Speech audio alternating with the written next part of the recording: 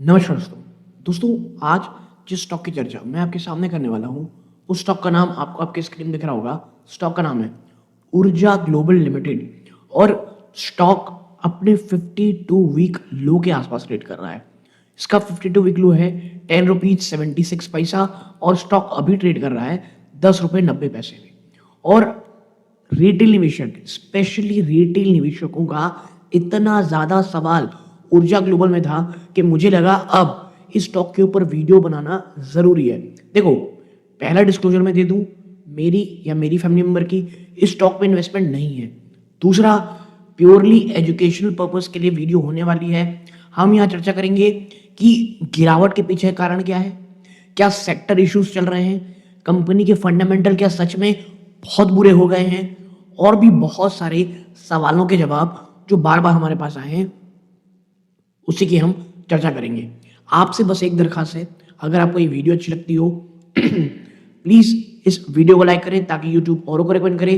Channel को जो subscribe नहीं किया है प्लीज़ सब्सक्राइब करें, क्योंकि इस प्रकार के इन्फॉर्मेटिव वीडियो बनाने में बहुत मेहनत लगती है। नाउ अब आते हैं एक-एक करके। देखो, अगर आप ऊर्जा ग्लोबल को देखो तो पिछले एक साल में स्टॉक 26.40% और इसने जो हाई लगाया है ना 52 वीक हाई, इसका 18 रुपए बल्कि आप मान के चलो, ठीक है।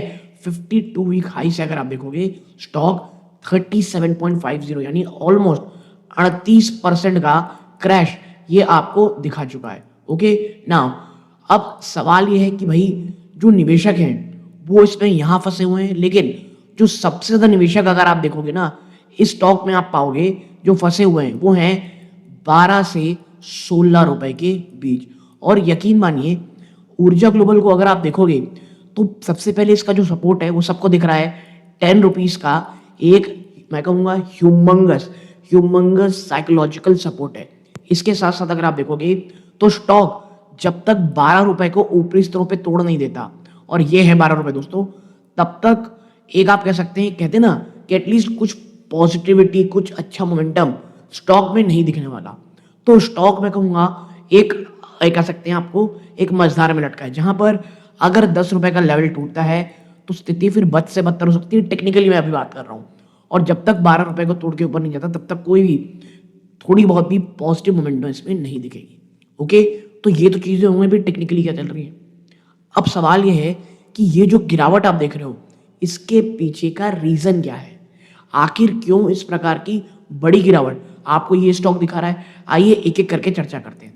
ऊर्जा ग्लोबल आपसे कहता है ये जो गिरावट है ना ये सिर्फ सिंगल कैटास्ट्रोफिक क्राइसिस इवेंट नहीं है, यानी सिर्फ एक कुछ बहुत बड़ा कारण आ गया उस कारण गिरावट नहीं, बल्कि एक कॉम्बिनेशन है ये। पहला, एक तो पुअर फंडामेंटल परफॉर्मेंस, फिर लगातार कमजोर होता इन्वेस्टर का कॉन्फिडेंस, और जो रही सही कसर है वो जो मैक्रो इकोनॉमिक हेडविंड है, यानी जो मैक्रो इकोनॉमिक परेशानी है वो कर दे रही है पूरा।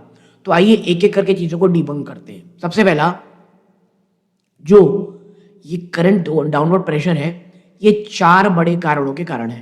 क्या? पहला, वीक फाइनेंशियल परफॉर्मेंस।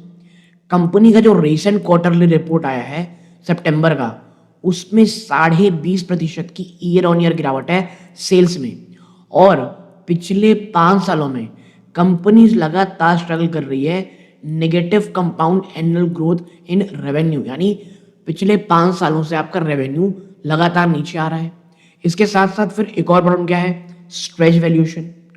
अब आप समझो आप 52 वीक लो में ट्रेड कर रहे हो, इसके बावजूद आपकी जो पी है वो 220 टाइम्स है, और ये जो इंडस्ट्री एवरेज है उससे कहीं ज्यादा है, ठीक है। और सजेस्टिंग है कि मार्केट अभी भी स्टॉक को एक्सपेंसिव बनाता है, मान रहा है, अगर इसकी जो एक्चुअल अर्निंग है जहां पर ईपीएस 0 के पास में है।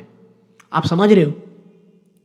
फिर रिड्यूस्ड प्रमोटर कॉन्फिडेंस, एक लगातार एक ग्रेजुअल गिरावट है प्रमोटर की शेयर होल्डिंग में, जो अब गिर करके रफली 18.65% में आ गया है।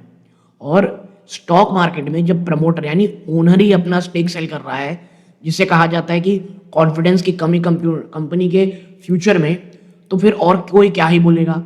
फिर मैंने जैसे कहा ना, रही सही कसर ये हटा दे रहा है।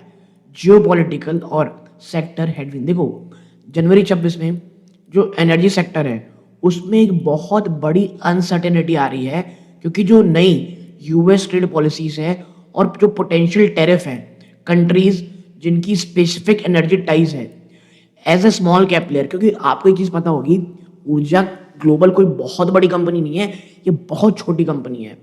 ये रिन्यूएबल और ईवी स्पेस में है। ऊर्जा ग्लोबल बहुत ज़्यादा वनरेबल है इस मार्केट सेंटिमेंट के शिफ्ट में जो बड़े प्लेयर हैं उनके मुकाबले। क्योंकि बड़ा प्लेयर तो देखो झेल जाएगा, थोड़ा लंबा समय में पेन रहेगा, लेकिन इतनी छोटी कंपनी जो ऑलरेडी इतनी ज़्यादा चीज़ों से स्ट्रगल कर रही है वो कैसे झेलेगी? ठीक है, तो ये कुछ 4 प्रॉब्लम रहे। फिर अब आते हैं कि क्या जो ये क्राइसिस दिख रहा है ये सच में इतना खराब है क्या? ठीक है, तो आइए क्या करके डिबंक करते हैं। देखो सबसे पहला द बैड न्यूज क्राइसिस क्या भैया, और कॉन्फिडेंस ग्रोथ स्टैग्नेशन, रेवेन्यू आपकी लगातार पुअर रही है। पिछले 3 सालों में आप 6.91% आप कह सकते हैं डी ग्रोथ की हो, और आपके रिटर्न ऑन इक्विटी 1% यानी नेग्लिजिबल है। गुड साइड कर्जे कम है, कंपनी वर्चुअली कर्जा मुक्त है। इसका मतलब ये है कोई भी इमीडिएट रिस्क तो नहीं है बैंकरप्सी का और लिक्विडिटी क्राइसिस का। फिर टेक्निकल ब्रेकडाउन है ही कंपनी का, क्यों 50 डीएमए 200 डीएमए के स्टॉक नीचे ट्रेड कर रहा है। सेक्टर टेलविंड क्या है, कंपनी ऑपरेट करती है रिन्यूएबल एनर्जी और ईवी स्कूटर मार्केट में, जो एक हाई ग्रोथ सेक्टर है इंडिया में। ठीक है, फिर आते हैं तीसरा मार्केट सेंटिमेंट। अब भैया ये it is being out perform by BSE 500 company से आउट परफॉर्म की गई है, यानी कंपनी आउट परफॉर्म नहीं कर रही है, जो इंडेक्स है BSE 500 का वो इसे आउट परफॉर्म कर रहा है, और कंपनी ऑलमोस्ट 34% अपनी वैल्यू लूज कर रही है पिछले 5 सालों में।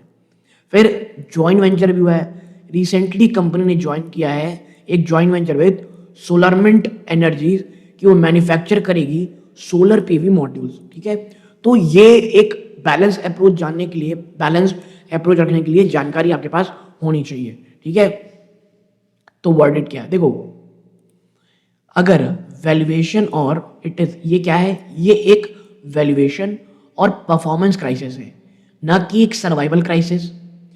Company is in failing financial in terms of debt, but वो फेल कर रही है ग्रो या अपने स्टॉक प्राइस को जस्टिफाई करना। देखो हो क्या रहा है, कंपनी आप ये कह सकते हो फाइनेंशियली बैंकरप्ट नहीं है, ना कुछ प्रॉब्लम है। प्रॉब्लम है इसकी कि ये ग्रोथ ही नहीं कर रही है। ठीक है, प्रॉब्लम ये है ग्रोथ नहीं कर रही है।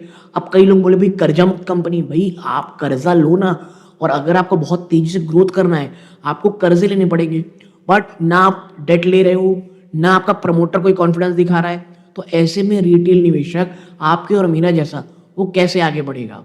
और investor currently vote their feet, because company की जो प्रॉफिट है वो जो हाई स्पीड ईवी और सोलर नैरेटिव है उसको कहीं मैच नहीं कर रही। और आप सोचो पिछले 5 साल में जब ईवी सोलर का इतना बड़ा बूम आया है तब आप उतना नहीं कर पा रहे हो। फिर टेक्निकल आउटलुक देखोगे, करेंटली स्टॉक टेस्ट कर रहा है 10 रुपये 70 पैसे का एक मेजर सपोर्ट जोन, और अगर ये टूटता है और जहां पर वॉल्यूम बहुत हाई होगा तो ये और ज़्यादा पैनिक सेलिंग पैदा कर सकता है। कन्वर्सली अगर यहाँ से बाउंस आता है वो डिपेंड एंटायरली ऑन, और उसके पीछे क्योंकि entirely whether the showing upcoming December quarter, जो या तो लेट जनवरी में आएगा या स्टार्टिंग फरवरी में आएगा, अगर सेल्स में बहुत बड़ी जंप आती है तो। ठीक है, ये इस प्रकार चीज़ें हैं। अब देखो कंपनी ऑपरेट करती कहाँ, ईवी और सोलर में, लेकिन बहुत सारे ना कुछ डीप रूटेड इशू भी हैं जो आपको समझ में आएगा वाई रिमेन्स, जो कि मार्केट कॉन्फिडेंस क्यों दिखा रहा। पहला क्रेडिबिलिटी गैप और सेबी पेनल्टीज। सेबी ने पेनल्टी लगाई जनवरी 2025 में, आप देखोगे ये जनवरी चल रहा है ना, 2026 चल रहा है, जनवरी की बात कर रहा हूँ। सेबी ने इम्पोज किया था 90 लाख रुपए की पेनल्टी कंपनी और उसके टॉप एग्जीक्यूटिव्स में, क्योंकि जो इन्वेस्टिगेशन फाउंड थी कि बहुत सारे जो बड़े अनाउंसमेंट पहले किए गए थे जैसे MUs विद जापानीज और चाइनीज वन, ये अनऑथराइज थे और एक्चुअल बिजनेस सब्सटेंस की कमी थी, यानी सिर्फ हवाबाजी चल रही थी। फिर अल्ट्रा वायर्स एग्रीमेंट, यानी इनके कुछ एग्रीमेंट्स वर डिक्लेयर्ड वॉइड, यानी कुछ था ही नहीं इसमें। क्यों? Company didn't even have the legal authority in its charter to enter those business line at that time, यानी कई बार ऐसी इन बिजनेसेस के साथ बात क्या कहते हैं अनाउंसमेंट किया गया जहां कंपनी बिजनेस कर ही नहीं सकती थी। तो भैया प्रॉब्लम है ना कंपनी को ठीक है।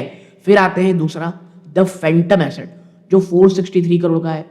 एक बहुत बड़ा आप कहेंगे मेजर रेड फ्लैग जो है वो ये है कंपनी की रीसेंट फाइलिंग। वो क्या, is the missing document for 463 crore in mind project investment. आप समझ रहे हो, 463 करोड़ का इन्वेस्टमेंट ही गायब है।